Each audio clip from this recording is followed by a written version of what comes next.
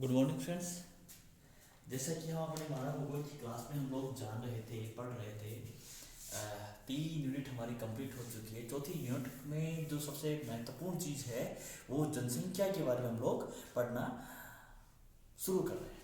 तो जनसंख्या है क्या, पहले हम लोग ये जानते हैं। उसके बाद इस चीज़ के इसकी विभिन्न आयामों के बारे में, इसके विभिन्न घटकों के बारे में, विभिन्न पक्षों के बारे में हम लोग आगे पढ़ेंगे। तो सबसे पहले हम बात करते हैं जनसंख्या। जनसंख्या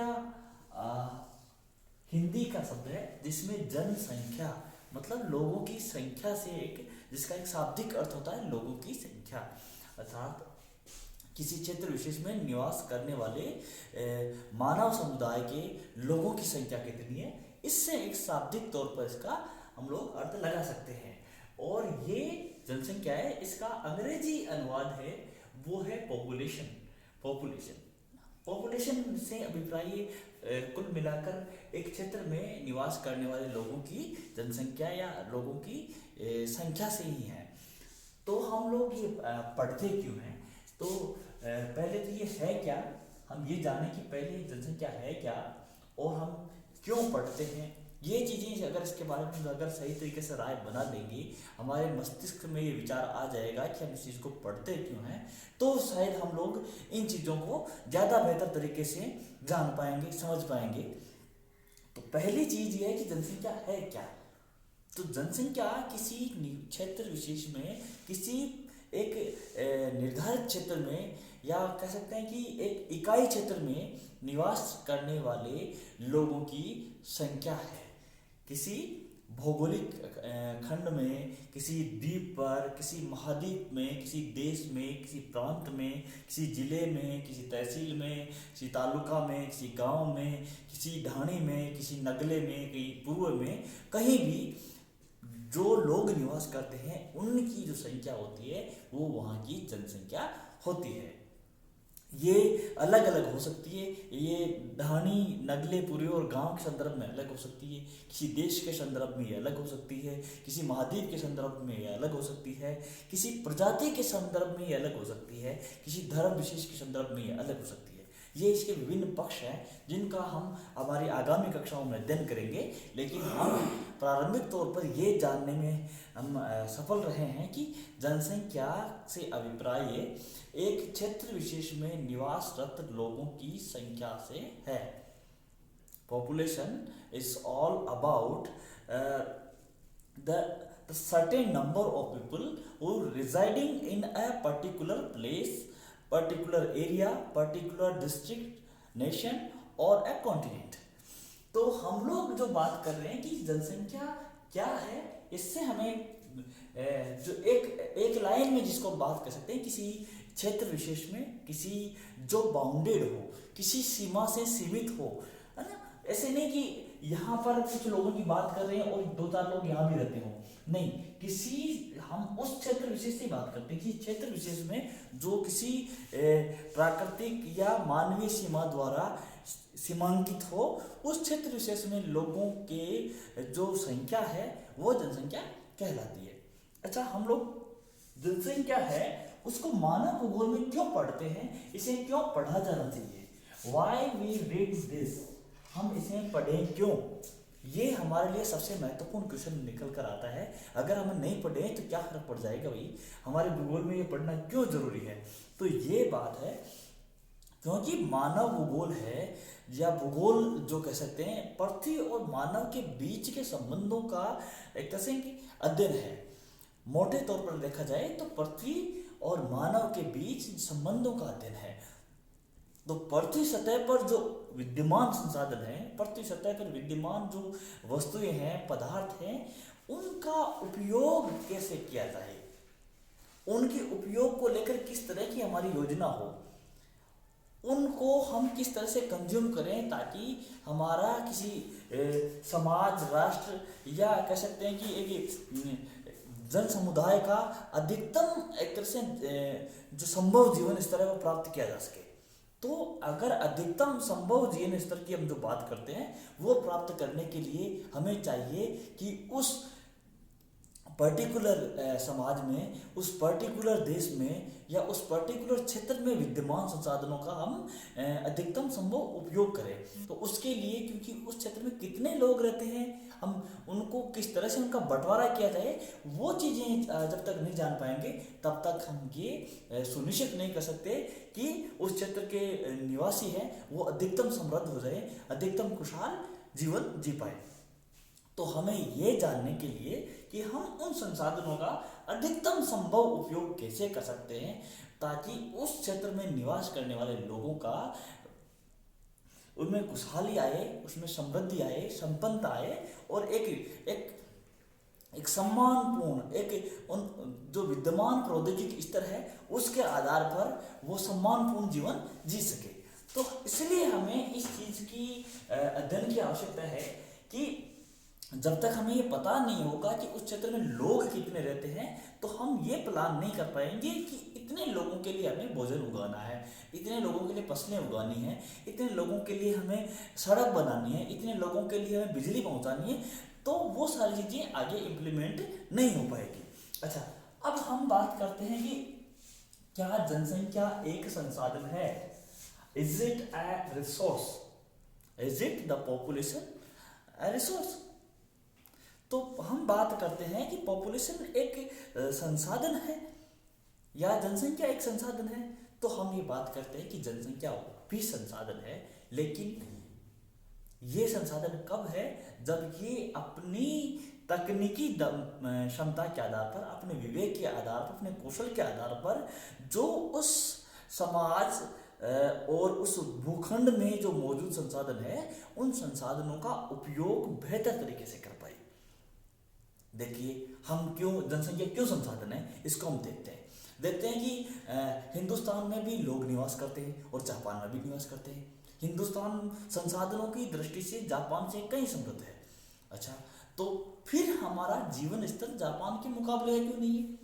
क्योंकि जापान की जनसंख्या है वो तुलनात्मक रूप से अधिक दक्ष है, तकनीकी रूप से वो अधिक दक्ष है संसाधनों की उपयोग करने को लेकर के, इसलिए उनका जीवन स्तर भारत के जो औसत जीवन स्तर से कई गुना बेहतर है। हम ये भी जान सकते हैं कि भारत और के विभिन्न राज्यों में भी अलग अलग जीवन स्तर है। वहाँ जनसंख्या का उनके प्रवृत्ति ज्ञान, उनके पास उपलब्ध संसाधनों का, उनके नियोजन का तरीका अलग अलग है। उड़ीसा या छत्तीसगढ़ के दंतेवाड़ा क्षेत्र का हम एनसीआर, दिल्ली या चंडीगढ़ के लोगों से अगर तुलना करते हैं तो उनका जो संसाधनों को प्लान करने का तरीका है, उनको यूटिलाइज करने का तरीका है, तो वो ज़्यादा बेहतर है। इसलिए उनकी पर कैपिटा इनकम ज़्यादा है, अच्छी है, और उनका शायद उनका जीवन स्तर भी थोड़ा उनसे ज़्यादा खुशहाल है।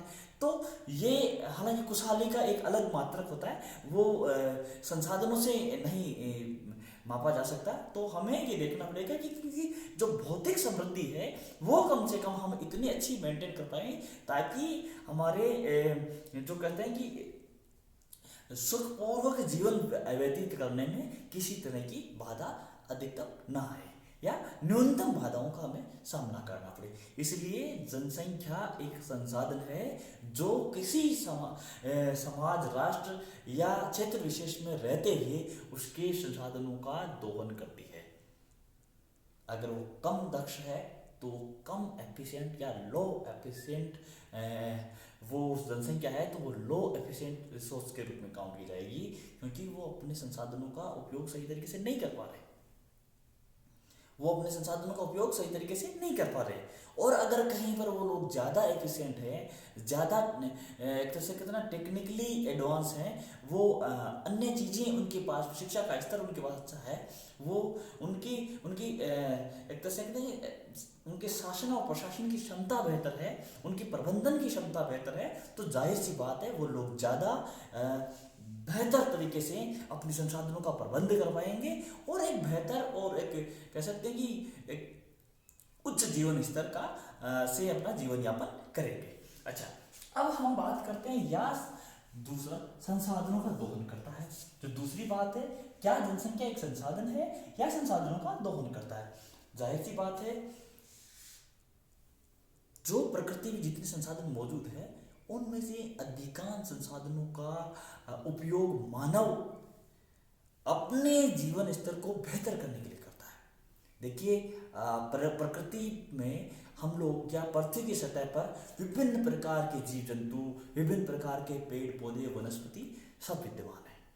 लेकिन उन सब में से अधिक बुद्धिमान, उन सब में से अधिक चतुर, अधिक तकनीकी रूप से दक्ष और एक तरह से कहते हैं कि सक्षम है, जिसे कह सकते हैं, वो मनुष्य है। मनुष्य के मुकाबले दुनिया की दूसरी कोई प्रजाति कहीं नहीं ठहरती है।